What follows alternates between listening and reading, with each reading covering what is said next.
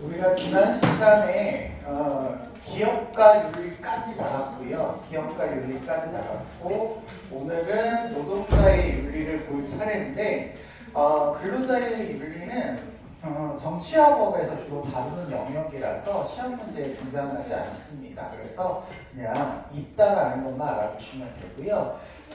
우리가 봐야 될 건 전문직과 공직자 윤리 파트 여기만은 좀 더 자세하게 봐야 될 것 같습니다. 자, 일단은 선생님이 전문직과 공직자들이 갖는 공통적인 특징을 좀 말씀을 드릴게요. 전문가와 공직자는요 공통적으로 전문성을 지녔어요.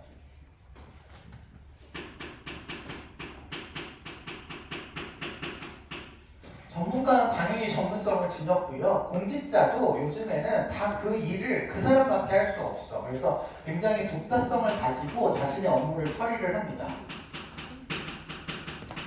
그리고 이 사람들의 책임이 광범위해요.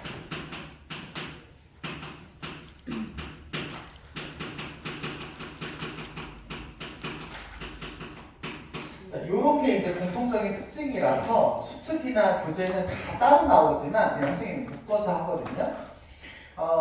오펜하이머라고 요즘에 뭐 이제 앞으로 개봉될 영화인가 뭐 이런 거에서 나오더라고요. 이분이 이제 핵 개발 하시는데 일조하셨던 분이었어요. 그래서 일본의 그 핵 두 방 떨어뜨릴 때 찬성하셨던 과학자거든요. 전문가인데 그분이 핵 개발해야겠다, 핵 떨어뜨리자 이런 동의를 해주셔서 많은 사람들이 죽었어요. 그러니까 이게 전문가라고 하는 사람이 뭐 자기만 똑똑하고 자기만 훌륭한 게 아니라 그 사람으로 인해서 미쳐지는 영향이 엄청 크다라는 거죠. 우리 뭐 터미네이터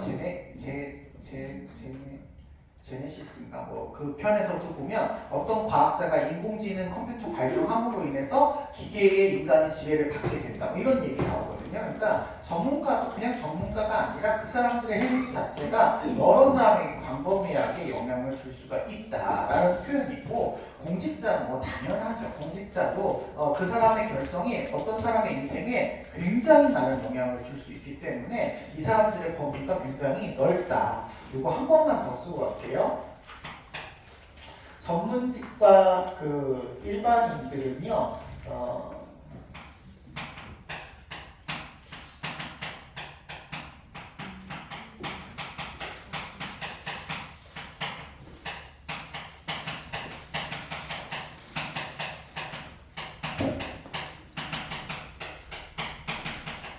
영향력이 크다라고 볼 수 있어서 다른 일반적인 일을 하는 사람들에 비해서 높은 도덕성을 요구할 수밖에 없다. 이렇게 생각하셔야 되겠습니다.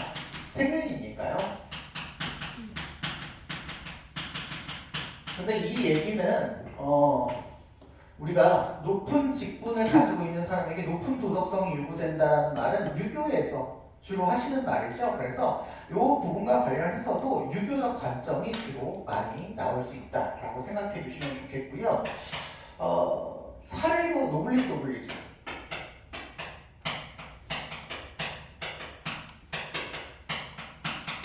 예, 프랑스에서는 안 쓰는 프랑스어죠. 예, 귀족의 책무라는 표현으로 사용되어서 높은 직업을 가지고 있는 사람은 그만큼의 높은 책임을 요구한다라는 언어를 쓸 때 이런 표현을 쓴다고 알아두시면 될 것 같습니다.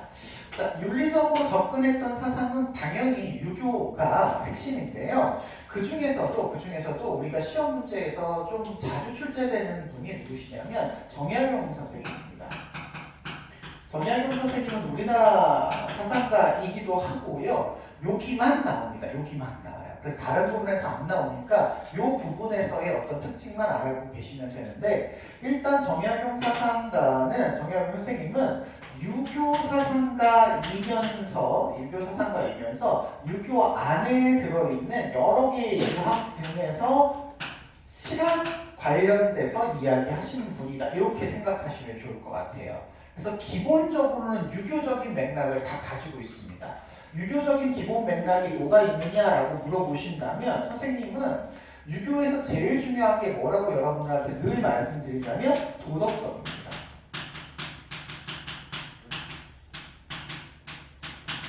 인의예지의 도덕성이죠. 이게 제일 중요해요. 제일 중요하고 궁극적인 목적입니다.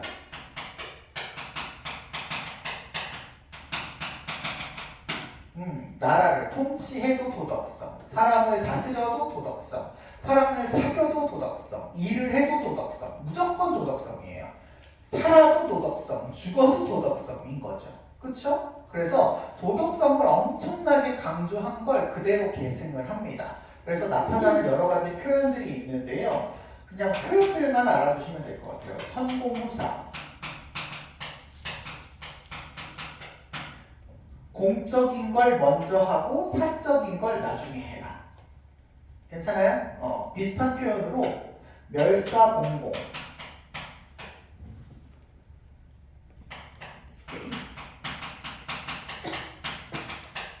멸사공공, 사적인 걸 멸하고 공적인 걸 높여라, 뭐 이런 얘기인데 여기서 멸한다고 썼지만 사적인 거를 없애지는 않아요. 사적인 것보다 더 중요하다 이런 맥락으로 쓰는 겁니다. 그 다음에 경리사의, 이익을 보면 의로움을 생각해라 라는 뜻이에요. 이익을 보면 의로움을 생각해라. 그러니까 이익이 되는 상황이 생겼는데 이게 도덕에 맞는지 안 맞는지를 고려해서 생각하라는 거죠. 그래서 얘네들은 도덕성이 훨씬 더 중요하다 이렇게 보시면 될 것 같습니다. 비슷한 표현으로 의주리종도 있어요. 의로움, 도덕성이 주인이고 이익은 뭐다? 종이다. 이런 얘기인 거죠.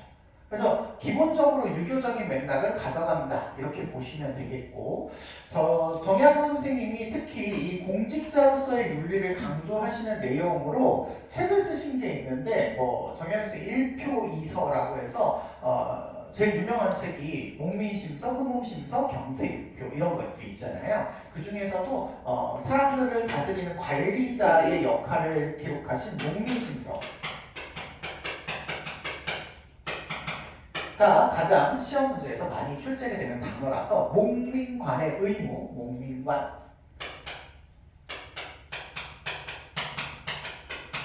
의무를 많이 말씀을 하시고 그 공직자의 윤리를 말씀을 하시게 됩니다. 핵심은요, 유교적인 맥락에서 접근을 하는 것 똑같아요. 그래서 애민정신, 백성을 사랑해야 된다. 애민정신, 백성을 사랑하는 마음을 바탕으로 다스려라.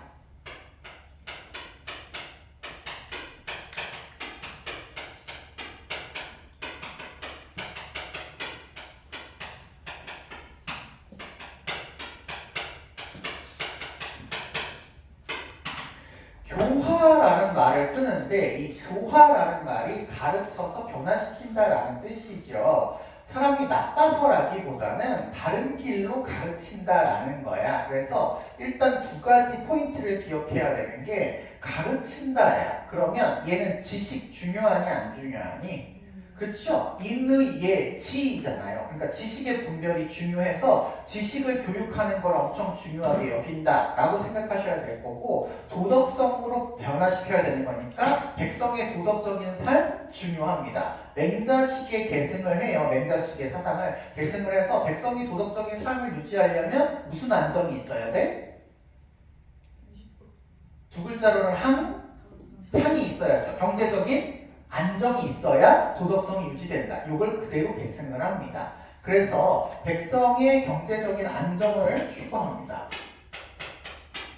백성이라고 쓰는 게 좋겠네요.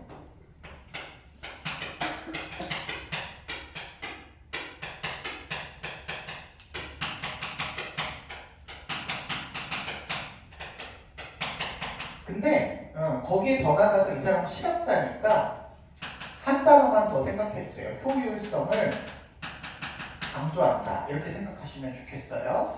맹자도 그렇고 유교도 그렇고 그 직업의 역할이 나눠져 있어야 되잖아요. 다스리는 사람은 다스림을 받는 사람이 먹여 살리잖아. 백성이 세금을 내서 관리들이 먹고 산단 말이야. 근데 그거를 효율적으로 쓰지 않고 낭비하고 사치하면 되겠어요? 안 되겠어요?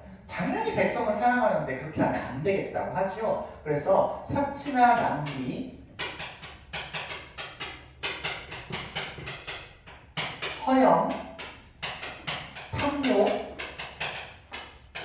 이런 것들은 당연히 제거해야 되고, 이런 것들의 반대가 되어지는 전략하는 거 있죠? 검약하는 거. 그 다음에 전용, 아껴서 쓰는 거. 그 다음에 청빈, 사치를 부리지 않는 거. 청빈한 생활을 통해서 백성들이 낸 세금이니까 아껴서 쓰는 것을 굉장히 중요합니다. 근데 오해하시면 안 되는 건, 수령이 돈이 있어. 그럼 돈을 써도 되니 안 써야 되니?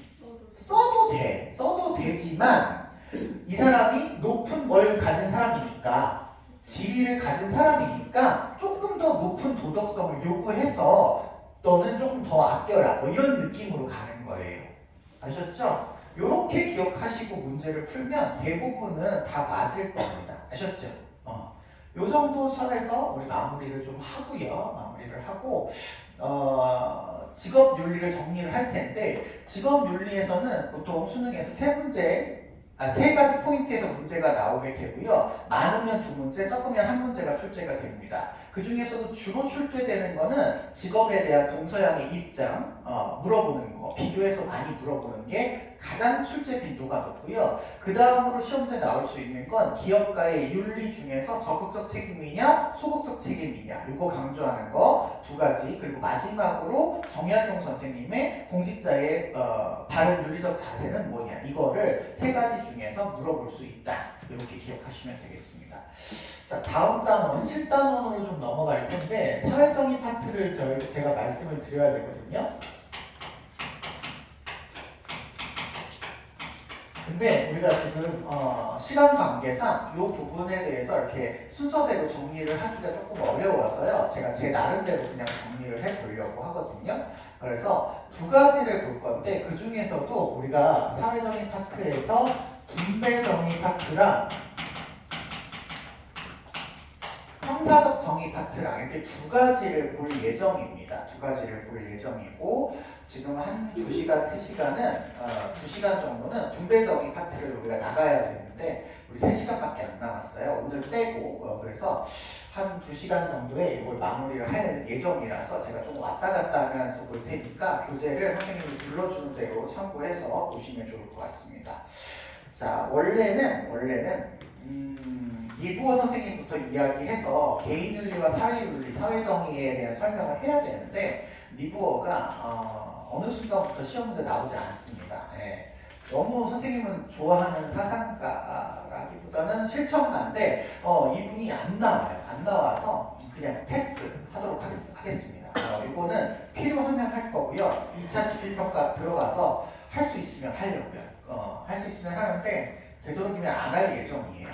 왜냐하면 우리는 효율성 있게 공부를 하는 게 좋을 것 같다 생각을 해서, 리부어는 또 1시간 또 내내 해야 되거든요. 그래서 일단 패스라고 알아두시고, 정의에 대한 일반적인 정리를 하신 분이, 유명하신 분이 아리스토텔레스예요. 원래는 플라톤을 먼저 했거든요. 근데 플라톤 제가 필기 안 하려고요. 왜냐하면 앞에 내용이랑 똑같아요. 우리 직업윤리 들어갈 때 플라톤은 계층이 몇 개죠?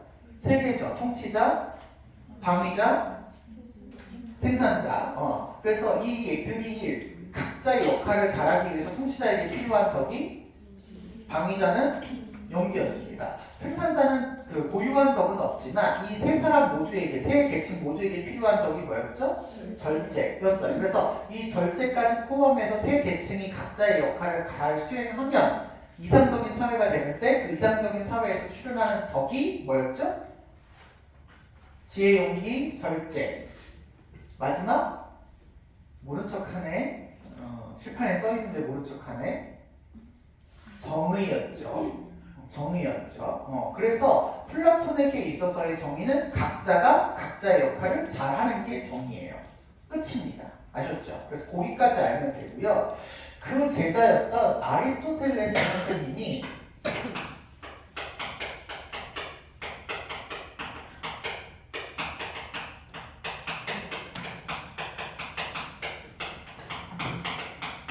정의에 관해서 조금 구체적으로 이거를 나눴어요. 어떤 게 정의, 이런 쪽에서는 이게 정의고 저런 쪽에서는 저게 정의다라고 하는 것을 구분을 했기 때문에 여기서부터 좀 들어가려고 합니다.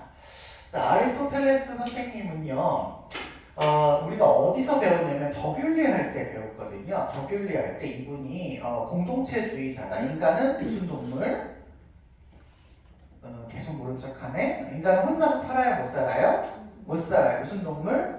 사회적 동물이다. 그래서 공동체적 성향을 굉장히 중시하죠. 여기서 덕이 공동체의 영향을 받아서 생겨나는 덕이기 때문에 덕에 대한 기준은 역사, 전통, 상황, 맥락, 관계 무시하면 된다, 안 된다? 안 된다. 자연스러운 그 상황에서의 감정 중요하게 판단을 내려서 행위, 자의 인격과 성품을 중시하는 게 더뷸리였잖아요. 그렇기 때문에 이 더뷸리는 다른 표현으로 이야기하면 무슨 주의냐면 공동체주의였죠.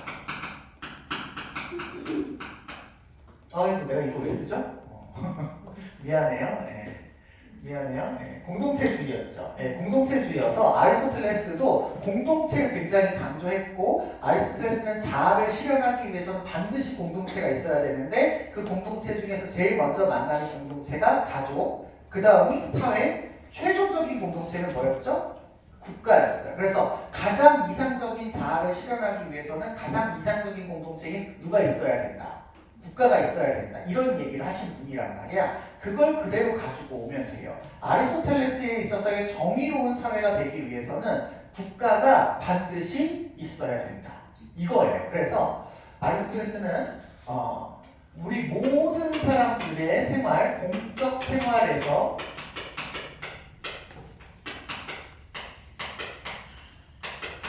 꼭 필요한 건 국가라는 거야. 그래서 그런 부분에서 필요하니까 일반적으로 모든 사람에게 필요한 정의다라고 해서 일반적 정의 혹은 보편적 정의라고 부르게 되거든요. 일반 사람들이 모두 따라야 되는 정의의 기준이다. 왜냐하면 국가가 없으면 안 되니까. 그 국가가 없으면 안 된다라는 게 정의의 기준이라는 거죠.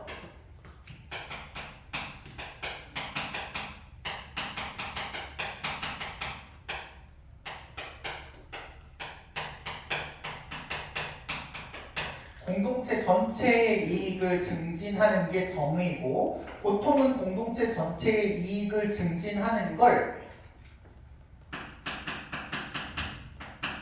법을 잘 지킨다라는 행위를 통해서 나타난다고 봅니다.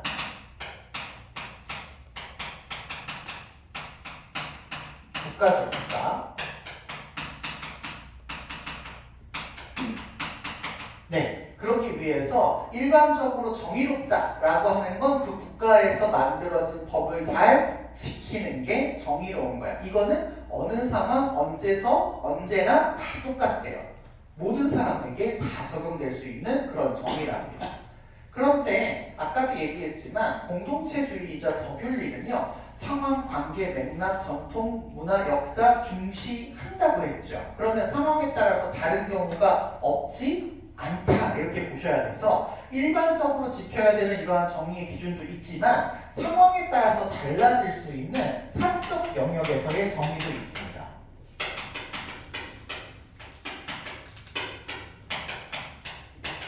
우리가 공적인 생활만 하는 게 아니라 다른 사람 만나서 개인적으로 생활하기도 하잖아요. 회사만 다니거나 학교만 다니는 게 아니니까. 그래서 그런 사적인 생활을 할 때 필요한 정의는 일반 사람들이 아니라 그 관계에 있는 사람들에게만 적용이 된다라고 해서 특수적 정의. 다른 말로 부분적 정의. 정의라고 하고요. 이 사적 영역에서의 정의의 기준을 아리스토텔레스는 이렇게 표현합니다. 각자의 몫을 주는 거다. 각자의 몫을 주는 거다. 얘가 요거다? 그러면 너는 요걸 그대로 받으면 돼. 너는 이만큼 잘못했어? 그럼 잘못한 만큼 이만큼 받으면 돼. 각자에게 각자의 몫을 주는 게 정의인 거고 얘가 받아야 할 몫이 100인데 100만큼을 받지 못하면 부정의한 거다. 이렇게 보는 거죠. 각자가 각자에게 몫을 받는 거니까. 그래서 이 각자에게 각자의 몫을 준다라는 말을 줄여서 얘기하면 정의는 비례다. 이렇게 설명할 수도 있어요. 비례다. 비례다. 여기에 따라서 이제 구체적으로 영역이 나누어지는데요. 첫 번째는 분배 영역에서의 정의입니다.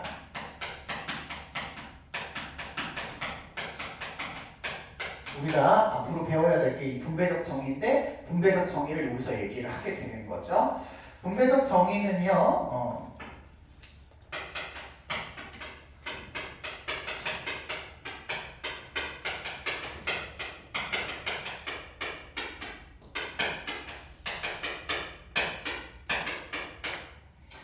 사회적인 희소한 가치를 누구에게 얼만큼 분배하는 것이 좋은가, 정의로운가에 대한 기준이에요. 희소하기 때문에 모든 사람한테 다 주면 문제가 안 돼. 공기 이런 거 문제 안 된다고. 근데 이거는 딱 제한이 되어 있어서 누구만 줄 수 있어. 우리 담남 이런 거 있잖아. 이거 다 주면 좋지만 저기 개수가 정해져 있으니까 누구한테만 딱 줘야 되느냐. 이거 어렵다는 거죠. 선생님이 너무너무 부자여가지고 우리 전교생한테 매일같이 담나를 다 원하는 만큼 줄 수 있다면 얼마나 좋겠어요. 근데 그러지 못하니까 어떤 기준을 정해주고 줘야 된다라는 거죠. 그때 뭔 기준을 삼느냐라고 한다면 아리스토텔레스는 공동체가 중요한 사람이라서요. 공동체에 기여한 가치에 비례해서 줘라.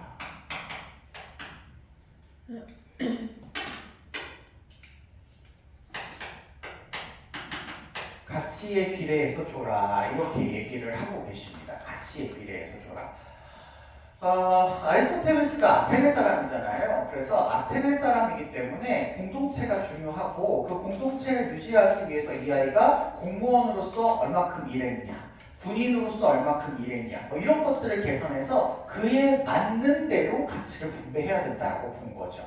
근데 이 표현을 어렵게 표현을 해가지고 뭐라고 표현하냐면 기하학적 비례라고 씁니다.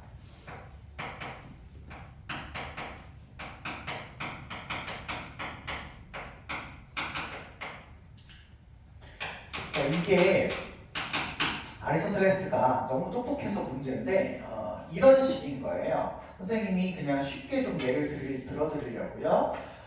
그냥 생각한 거예요. 돈이라고 하는 가치를 분배를 해야 해. 분배를 해야 돼. 근데 이걸 누구한테 줘야 될까 고민을 하니까 사회에 기여한 가치가 큰 사람한테 분배를 해야 되는데 그러면 어떤 사람이 사회에 얼마만큼 기여를 했는지를 다각도에서 평가를 하는 거죠. 이 아이가 군대 가가지고 전쟁에서 얼마큼의 역할을 했다. 그걸 뭐 1부터 10까지다 그러면 뭐 7만큼의 역할을 했다. 이 아이가 아테네는 민주주의였으니까 돌아가면서 정치에 참여를 했어. 정치에 참여를 하면서 이반도 많이 하고 백성들을 잘 돌보는 역할을 했다. 그러면 뭐 8만큼 역할을 했다. 이렇게 보는 거죠. 그리고 뭐 백성을 보살피기 위해서 법안을 몇 개를 뭐 마련을 했냐 뭐 이런 거 얘기할 때 이 아이는 뭐 4만큼 또 뭐 있을까? 또 뭐 있을까? 뭐 없나? 뭐 선생님이야. 교사로서의 역할을 했다. 그러면 이 사람 뭐 역할을 했어. 근데 그게 얼마다? 이렇게 5만큼 뭐 이렇게 해가지고 여기를 연결하는 거죠. 그 사람이 기여한 가치가 명료하지 않으니까 이런 식으로 만들면 이 사람이 기여한 가치를 이렇게 면적으로 계산을 할 수가 있다는 거야. 근데 이게 도형이잖아. 그치? 그래서 도형 모양의 면적을 계산해서 그 사람이 사회에 기여한 가치에 비례한 대로 줬다라고 해서 이걸 기하학적 비례라는 단어를 씁니다. 선생님은 지금 4가지만 얘기했지만 더 있을 수 있잖아요.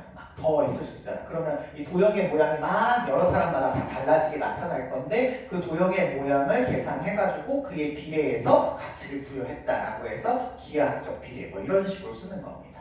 아셨죠? 자, 이게 첫 번째 영역이라고 본다면 두 번째 영역은 교정적 정의라고 하기도 하고요. 시정적 정의라고도 하기도 합니다.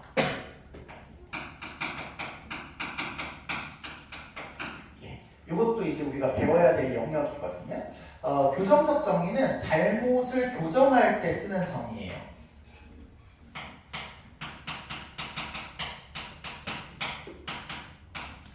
교정이라는 말이 위에 있으니까 풀어서 제가 쓸게요.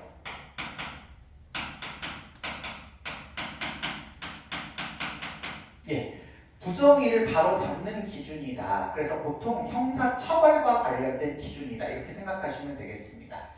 자, 이 기준은 어떻게 하는 거냐면 이익과 손해를 계산하는 거죠.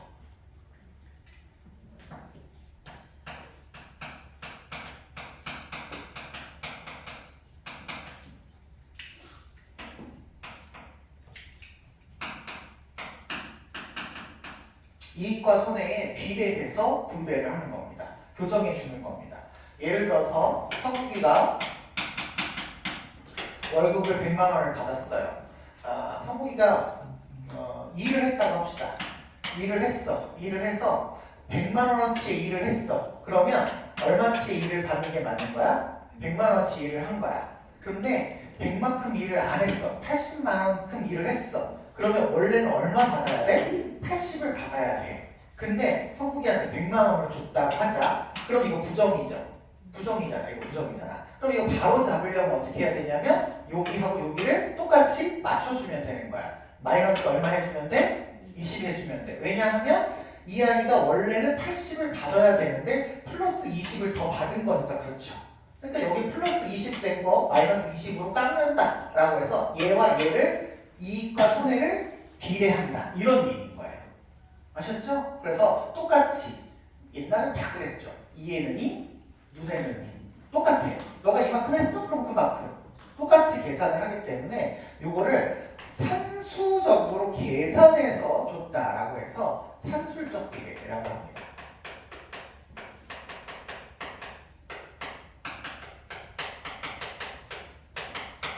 산술적 비례를 적용한다. 이렇게 생각하시면 되실 것 같아요. 요즘에 요거까지만 보면 됐었는데 요즘에 조금 더 강조하는 내용이 이게 만약에 비례가 성립되기 위해서는 선생님은 지금 사실은 관계를 얘기하는 게 아니거든요. 이건 인간들 사이에서의 관계에서 이런 게 나타나는 거야. 사실은 성국이가 일을 했다라는 건 사장이 있다라는 거잖아. 그때 그 사장이 월급을 100만 원 주는 거야. 그러니까 성국이라는 직원과 사장이라고 하는 사람의 관계에서 발생하는 이런 비례 관계를 이야기하는 거란 말이죠. 근데 이 관계가 딱 이런 식으로 비례가 딱 떨어지려면 얘는 노예면 안 돼요. 노예면 안 돼요. 얘는 원래 일을 해야 되는 그런 아이라면 성국이한테 굳이 월급을 100만 원 줄 필요가 없잖아. 그쵸? 어떤 아이가 100만 원이 있는데 도둑이 와서 80만 원을 훔쳐갔어. 그러면 산술적 비례에 따라서 이 사람은 80만 원을 보상을 받아야 되는 거란 말이야. 근데 이것이 이제 등호로 성립하기 위해서는 성국이와 도둑이라는 아이의 관계가 같은 관계여야 된다는 거죠. 그쵸? 산술적 비례가 성립하려면 상호가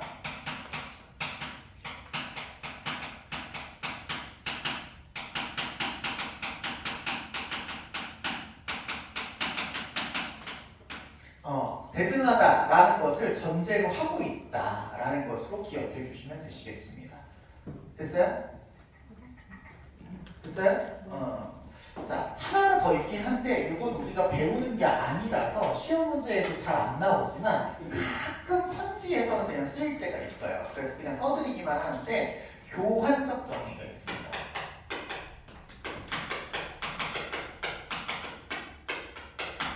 이거는 시장 거래에서의 정의고요. 시장 거래할 때 어떻게 해야 되느냐라고 한다면 같은 가치끼리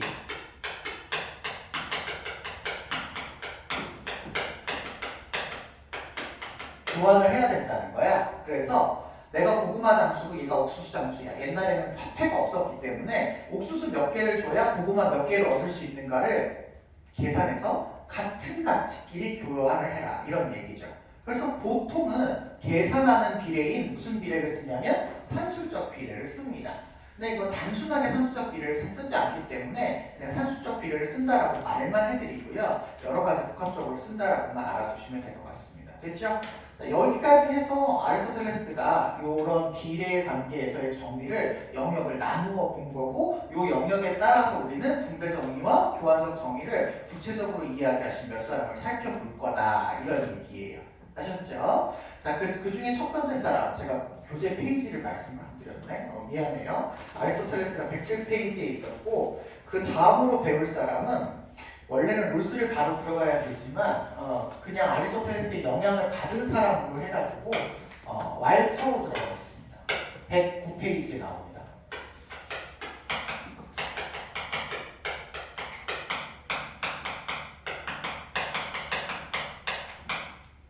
자, 왈처의 정의관으로 넘어가도록 하겠습니다. 왈처는 우리 더뷸리 할 때 이야기해 드렸던 것처럼 마이클 샌들 맥킨타이어와 더불어서 더뷸리, 현대 더뷸리 같이 주장하신 사상가예요. 더뷸리는 아까 선생님 쓰려고 했던 공동체주의라고 하는 것을 잊어버리시면 안 됩니다. 왈처도 여기만 나오니까 여기만 잘 기억해 주시면 됩니다. 공동체주의라고 하는 거는 아까 말씀드렸긴 했지만 모든 가치는 사회적 가치다라는 걸 전제하셔야 돼요.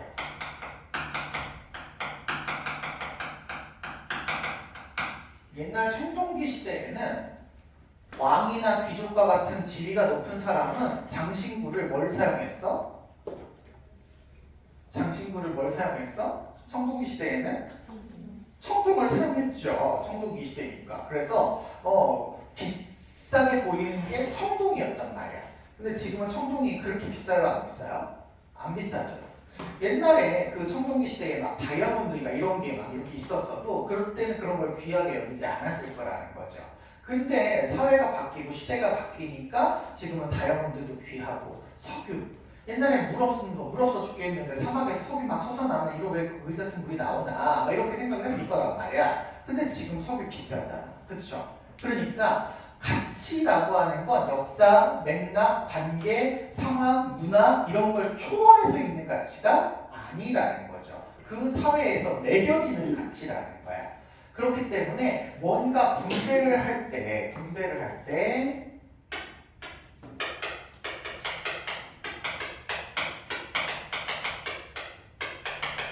사회적 가치라는 걸 기준으로 해서 분배를 해야지, 이걸 초월해서 모든 사람에게 똑같이 적용될 수 있는 가치가 있다라는 걸 기준으로 분배하면 안 된다는 거야. 우리나라 사람이 쌀을 먹는다고 해가지고 다른 나라 사람한테 배고프니까 쌀 주고 그러면 어느 나라는 좋아할 수도 있지만 어느 나라는 안 좋아할 수도 있다라는 거죠. 공통의 기준으로 적용하면 안 되고 그 사회에서의 분배 과정에서의 특수성, 역사성, 문화, 맥락, 그만 쓸게요. 등을 고려해서 분배를 하는 것이 바람직하다라고 보는 관점입니다. 때문에 하나의 기준으로 분배를 정해야 된다라는 것을 비판을 하시는데, 다음 시간에 배우실 이거 롤스 비판한 겁니다. 앞으로 우리가 배우실 사람이 왈처, 롤스, 노직 이렇게 세 사람을 배우실 건데, 분배 정의에서 이 세 사람은 모두 같은 하버드에서 근무를 하셨었대요, 교수로. 그래서 서로 수치받고 이렇게 정리론에 대해서 얘기하셨던 분이에요. 왈처가 아직 살아계시고요, 대학을 옮기셨다고 제가 알고 있습니다. 자, 이 사람의 그래서 정의를 뭐라고 이야기하시냐면, 그 중에서 사실 제일 뛰어나신 분이, 뛰어나다고 하긴 개인적인 의견인 거고 뭔가 유명하신 분이 롤스인 거죠. 그래서 대부분의 노직이나 왈처는 롤스를 비판을 하는 내용으로 보통 정의관을 확립하셔요. 자, 왈처의 정의관은 우리가 뭐라고 표현하냐면 복합평등으로서의 정의 이렇게 표현합니다.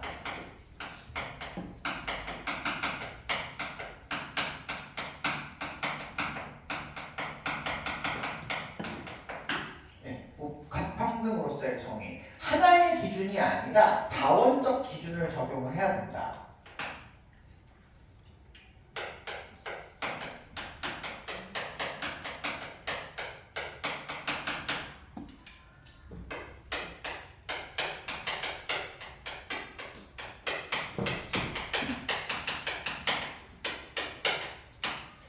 사회가 다르고 관계가 다르고 역사가 다르고 상황이 다른데 어떻게 똑같은 기준으로 적용을 할 수 있느냐. 다원적 가치에 따라서 주체도 달라질 수 있고 방법도 달라질 수 있고 나누어 주는 그 대상도 달라질 수 있고 여러 개가 다 똑같을 수가 없다라는 거야. 그래서 다원적 기준, 여러 가지 기준에 따라서 나눠줘야 된다. 이렇게 보고 있는 거죠. 그러면 사회마다 정의의 기준이 같을까요? 다를까요? 다르죠. 시대마다 같아요? 달라요? 다르죠. 사회 안에서도 각 영역마다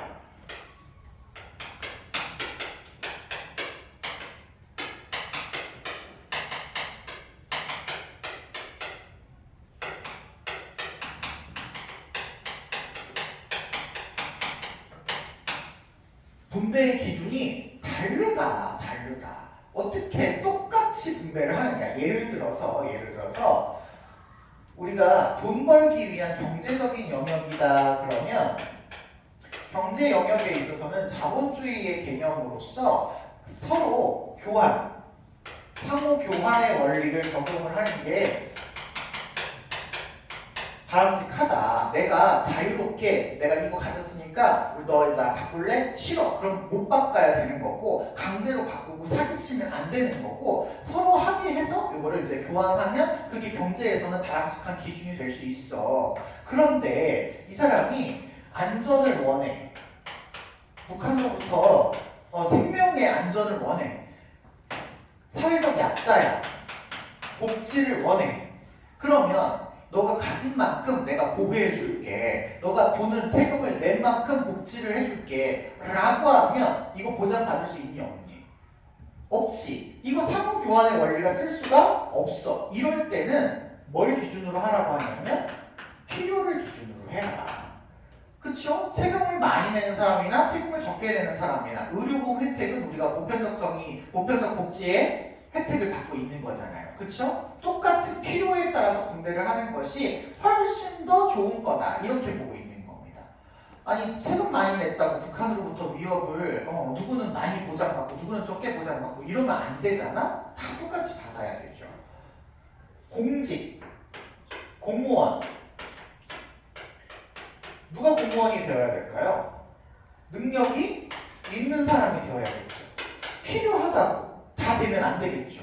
그쵸? 상호교환? 내가 공무원인데 나 바꾸자? 이렇게 하면 되겠어요? 안 되겠죠. 그쵸? 능력에 따라서 적당한 절차에 따라서 그 사람을 공무원을 세울 수가 있는 거죠. 대통령, 국회의원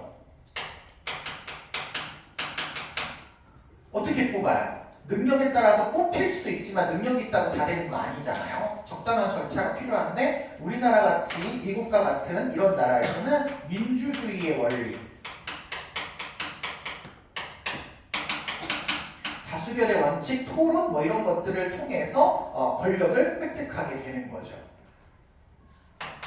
교육, 사람이 살아가기 위해서 기초적으로 필요한 교육, 원리에 따라서 능력에 따라서 받아야 돼? 필요에 따라서 받아야 돼? 여러분 우리나라는 언제까지가 의무교육이야?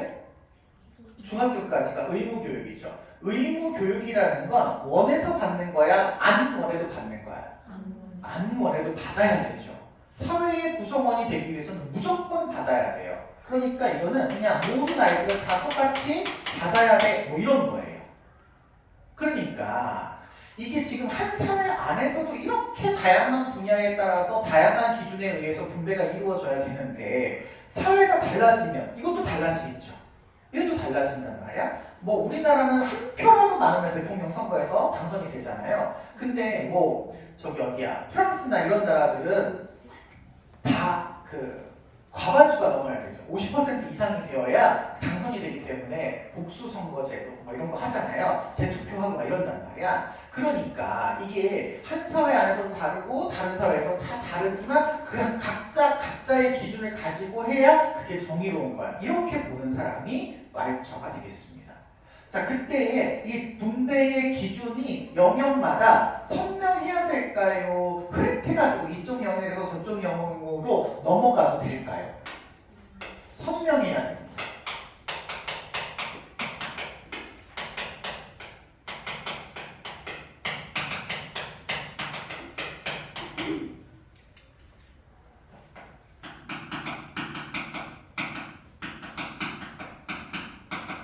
명료한 경계의 기준이 있어서 내가 이쪽에서 우월함을 가지고 있다고 해서 다른 쪽에 영향을 미치면 안 돼라고 생각을 했어요.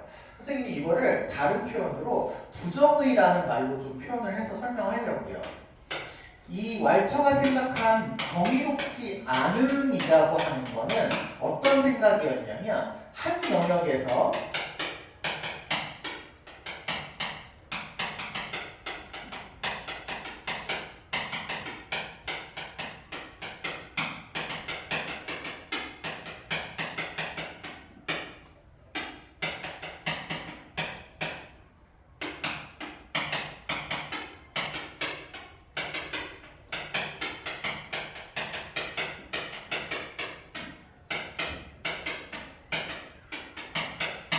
우월성을 지녔다는 이유만으로 다른 영역에서의 우월성에 영향을 미치는 것, 이게 안 정의롭대요. 예를 들어서 대통령이야.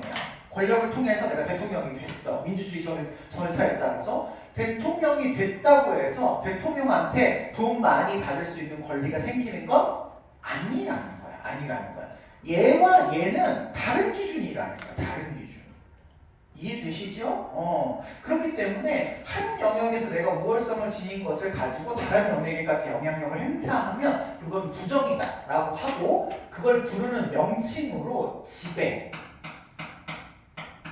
혹은 전제라고 부르기도 해요. 지배, 이쪽 영역이 다른 쪽 영역을 지배한다, 이런 말이고요. 전제는 전제 왕권할 때 그 전제예요. 모든 권력을 다 가지고 있다, 전체 영역에서 권력을 다 가지고 있다, 이게 전제거든요. 그러니까 같은 맥락이라고 보시면 될 것 같아요. 그런데 주의해야 될 점이 있습니다. 이거는 주의해야 될 점이 있는데, 이 사람이 롤스를 비판을 했다고 했잖아요. 롤스가 싫어했던 것 중에 하나가 독점인데요.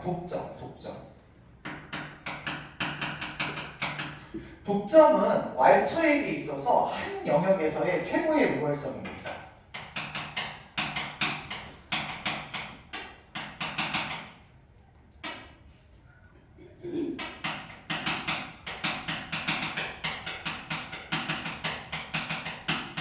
네, 우월성이에요. 이거를 왈처는 부정의하다고 볼까요? 안 부정의하다고 볼까요? 그렇죠.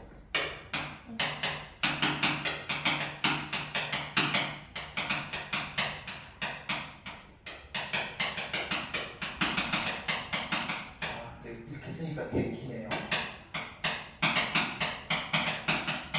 허용할 수 있어요.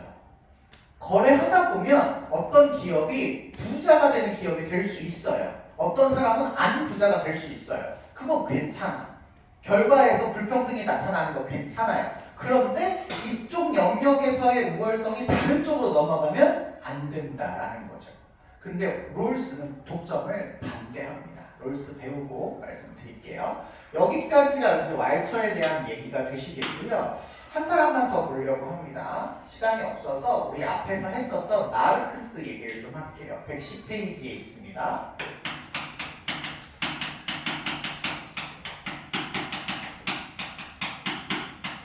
교재 우리 110페이지에 있습니다. 마르크스는 제일 싫어했던 게 자본주의라고 생각하시면 될 것 같아요. 자본주의 엄청 싫어했기 때문에 자본주의가 있는 것 자체가 부정이고 모순이다, 이렇게 보셨습니다.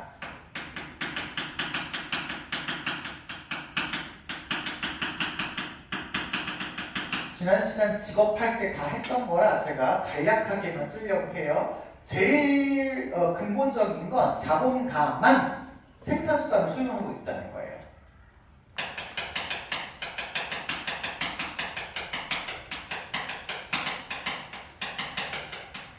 그러니 일을 해도 노동자는 부자가 될 수 없고 자본가들만 부자가 되는 이런 상황이 발생하니까 자본 계급과 노동자 계급이 끊임없이 갈등, 모순 관계에 놓여일 수밖에 없고, 더 많은 생산력을 증진하기 위해서 분업, 매뉴팩처라고 하는 시스템을 도입을 하다 보니까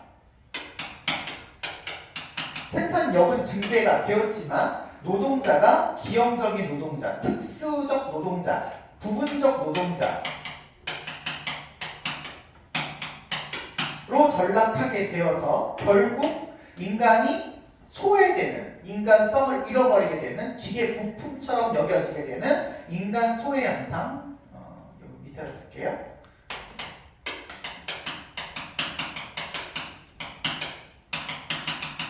노동 소외 현상.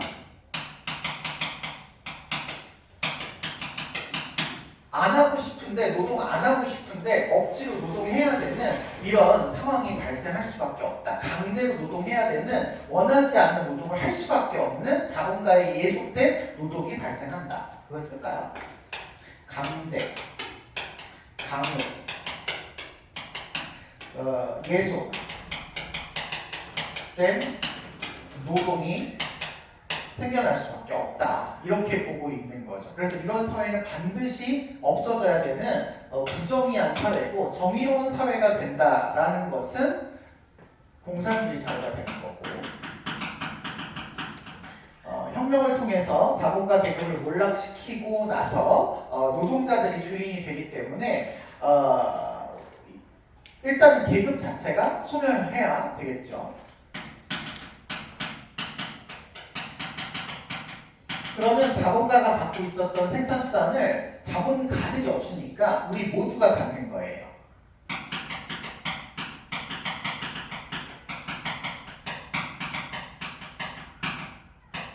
그러면 내가 이 생산수단을 소유해서 하고 싶은 일을 하기면 됩니다. 능력에 따라 일하고,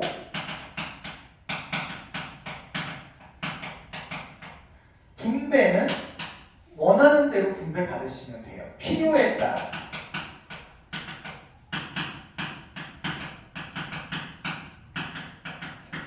필요에 따라서 분배를 받으니까 모든 사람들이 원하는 만큼 가져갈 수 있으니까 평등해지는 사회가 초래될 수 있겠다. 그런 사회에서는 누가 필요 없냐면 국가라고 하는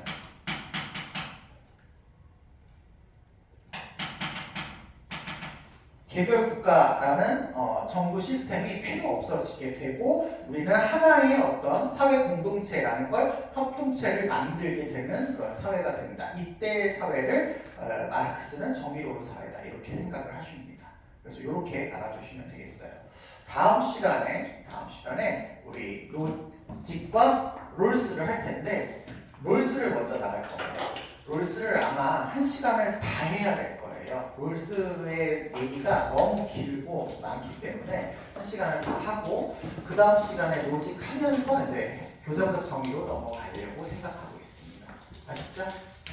여기까지 보도록 할게요.